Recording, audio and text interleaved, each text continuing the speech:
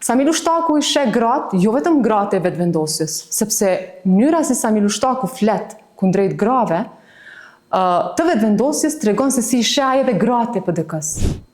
E ditur që zoti Lushtaku, vetëm duke qenë politikan, është bërë milioner.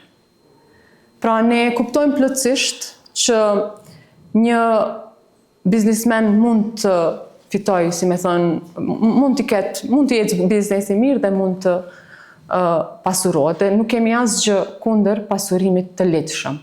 Mirë po kur politikani bëhet milioner, vetëm duke qenë politikan, kjo është problem serioz. Dhe rasti i tillë është Sami Lushtaku. Gjuha e tij është gjuhë e papranueshme. Sami Lushtaku i sheh gratë, jo vetëm gratë e vetëvendosjes, sepse mënyra si Sami Lushtaku flet kundrejt grave të vetëvendosjes tregon se si i sheh ai edhe gratë e PD-s.